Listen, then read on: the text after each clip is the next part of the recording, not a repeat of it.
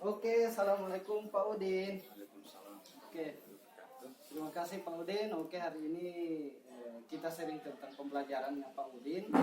Saya ingin sama-sama, artinya di sini kita meningkatkan kualitas pembelajaran untuk siswa di kelas, khususnya mata pelajaran pendidikan agama Islam. Nah, jadi begini Pak Udin, kira-kira yang materi yang akan dibawakan sebentar ini apa Pak Udin? Yang sebentar ini saya akan menyampaikan materi pada siswa kelas 7A mengenai masalah rukhsah dalam beribadah. Jadi tujuan yang ingin disampaikan pada siswa kita memahami makna rukhsah dalam beribadah, dalam beribadah. Jadi rukhsah itu adalah kemudahan dalam melaksanakan ibadah. Jadi itu tujuannya. Jadi kalau saya lihat di sini di RPP-nya Pak Udin, tujuan pembelajaran juga itu sudah Pak Udin sampaikan tadi. Nah, dari apa yang akan kita laksanakan ini, kira-kira area pengembangan yang akan dilaksanakan pada pembelajaran ini kan ada 4 Pak Udin. Yang pertama kompetensi untuk kontrol sosial emosional, kemudian budaya positif, kemudian yang berikut ada DP nama pembelajaran berdiferensiasi, baru terakhir yang namanya asesmen. Nah, dari 4 ini, dari kontrol sosial emosional itu dari awal kita masuk, mereka memberikan salam, baru kemudian mereka bertanggung jawab, disiplin, itu yang namanya kontrol sosial emosional, baru saling menghargai sesama teman. Nah, kemudian yang berikut Pak Udin, ada yang DP nama budaya positif, artinya ada kesepakatan yang mereka laksanakan di dalam, misalnya menjaga kebersihan, mengikuti pembelajaran dengan bagus. Nah, kemudian yang berikut ada yang DP nama pembelajaran berdiferensiasi. Pembelajaran berdiferensiasi itu artinya mereka ini berdinamika di dalam cara proses pembelajaran itu, mereka aktif. Nah, baru kemudian terakhir asesmen ataupun penilaian. Kira-kira dari 4 item ini, apa kira-kira yang akan Pak Udin kembangkan? Gitu. Area mana yang akan dikembangkan ini? Apakah di KSE, di budaya positif, pembelajarannya di materi pembelajarannya, atau misalnya di penilaian? Yang akan saya kembangkan itu yang pertama adalah dalam hal kerjasama kelompok. Jadi di sana akan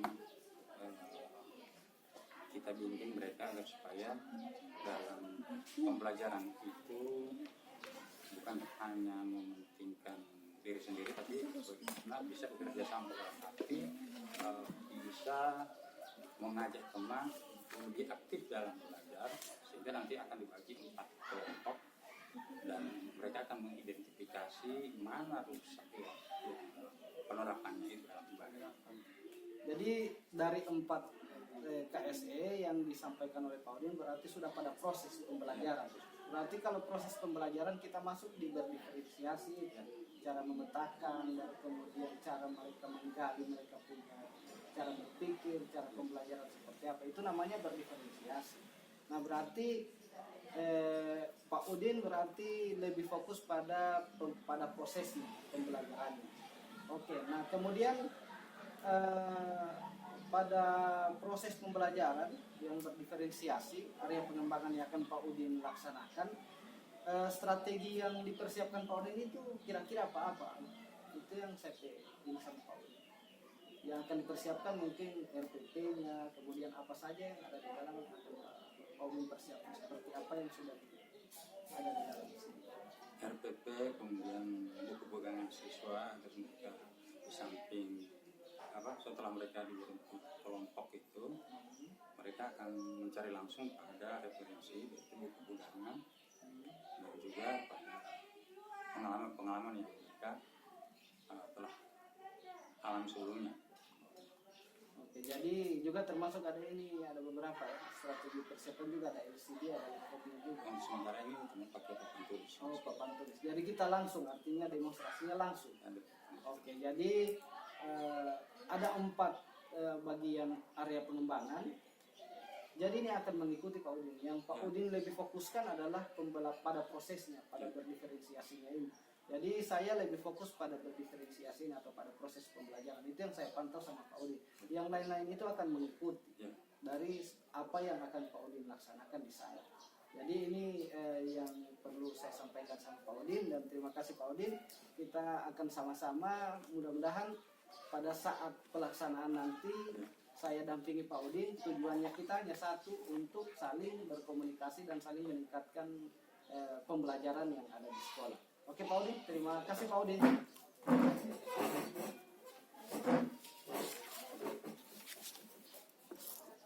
Pekerjaan mereka, Anda bertanya.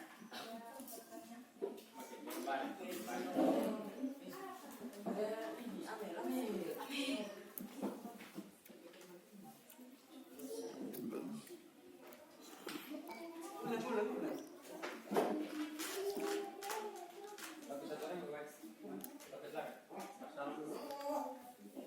Assalamualaikum warahmatullahi wabarakatuh. Waalaikumsalam warahmatullahi wabarakatuh. Baiklah, kami dari kelompok 2 di sini kami akan mempresentasikan hasil kerja kami. Dan ini teman saya yang akan mempresentasikannya. Pengertian usaha adalah keinginan kelembaran atau kemampuan dalam beribadah. Keinginan usaha dalam puasa adalah musafir, yakni orang yang sedang dalam perjalanan jauh untuk berziarah. Lupa hasilnya harus diminum, namun masih ada harapan untuk sembuh atau mengganti puasa di hari lain. Lanjut, usia mengganti dengan fidyah.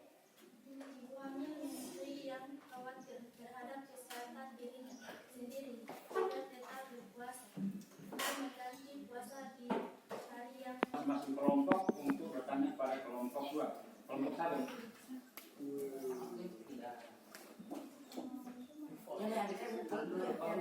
Kelompok 3.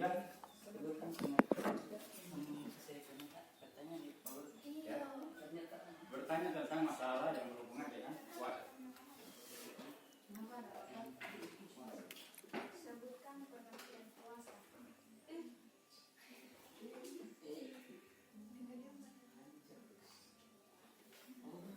Oh, tidak boleh bertanya tentang masalah pengertian puasa, zakat, dan haji. Cuma rukhsahnya kemudahan-kemudahan. Jadi kita mempertanyakan kemudahan apa saja, bukan pengertian dari materi.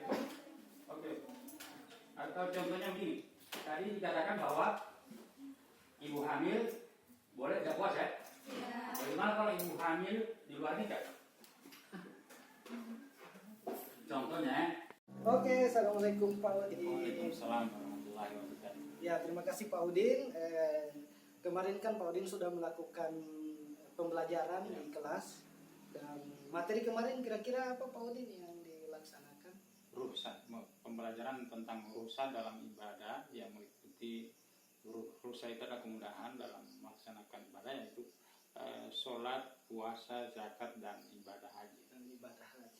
Nah, dari pembelajarannya Pak Udin, kira-kira mana aktivitas pembelajaran yang lebih baik di dalam pembelajaran itu Pak Udin? Apakah dia siswa yang lebih aktif atau seperti apa Pak Udin? Yang dalam pembelajaran itu dia berjalan dengan bagus. Di aktivitas mana itu? Apakah pada pembukaan, pada budayanya sendiri, atau pada saat materi? Pada saat materi itu, jadi kelihatan siswa sudah sangat bersemangat untuk memahami lebih jauh tentang kemudahan-kemudahan dalam melaksanakan ibadah. Dan tujuan dari pembelajaran ini kan mereka akan memahami rusa ini pada pembelajaran nantinya di masyarakat ataupun di lingkungan mereka. Nah, berarti Pak Udin, ukuran dari sebuah keberhasilan yang apa yang Pak Udin laksanakan, kira-kira dia sudah sampai berapa persen lah? Artinya ukuran keberhasilan Pak Udin pada pembelajaran itu. Kalau bisa dikatakan dari 1 sampai 10, kira-kira di mana Pak Udin? Posisi Pak Udin? di mana? Posisi saya pada saat itu menganalisa situasi pembelajaran pada posisi 7. Posisi 7, oke. Nah berarti di posisi 7 ini berarti ada kemungkinan masih ada yang perlu diperbaiki Pak Udin. Masih perlu. Salah satunya dalam hal meningkatkan yang perlu ditingkatkan itu adalah semangat siswa dalam menanggapi teman-teman belajarnya dan kemampuan dalam membuat pertanyaan dan menjawab pertanyaan dari teman-temannya. Oh, dari teman-teman. Ya. Oke. Nah kemudian Pak Udin ada satu hal lagi tentang yang akan dilakukan. Otomatis kan ini yang akan Pak Udin tingkatkan ke depan. Ya.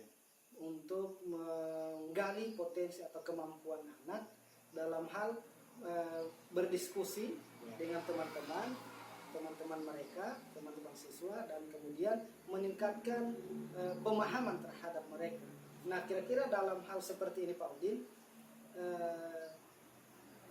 otomatis Pak Udin akan melakukan sebuah target ketercapaian itu. Ya. Dari 7 mungkin bisa akan ke 9 atau sampai ke 10. Kesempurnaan itu Pak Udin di 10 itu. Nah kira-kira target Pak Udin ini otomatis kan kita akan targetkan ini Pak Udin. Ya. Apakah Pak Udin akan targetkan ini pada pembelajaran berikut atau pada pembelajaran yang selanjutnya, atau seperti apa Pak Udin kira-kira target? Insya Allah pada pembelajaran berikutnya saya akan berupaya untuk menyediakan media yang lebih memadai, ya misalnya gambar-gambar tentang aktivitas ibadah yang supaya yang akan yang mendukung proses belajar mengajar itu, agar supaya anak-anak lebih memahami secara rinci dan juga perlu menggunakan media pembelajaran yang lebih canggih lah, misalnya menggunakan IT. Oh iya. Jadi targetnya Pak Udin mungkin di pembelajaran berikut, entah dia di bulan depan atau 2 minggu depan ini. Bulan depan. Bulan depan ya Pak Udin. Oke, insya Allah Pak Udin, ketika di bulan depan saya akan juga mendampingi Pak Udin. Baru kemudian kita sama-sama kolaborasi di situ Pak Udin. Apakah ketercapaian ini akan disesuaikan dengan target yang kita harapkan. Terima kasih Pak Udin. Insya Allah Pak Udin sehat selalu bersama keluarga, dan ke depan kita akan saling kolaborasi bagaimana cara meningkatkan pembelajaran terhadap murid. Terima kasih Pak Udin.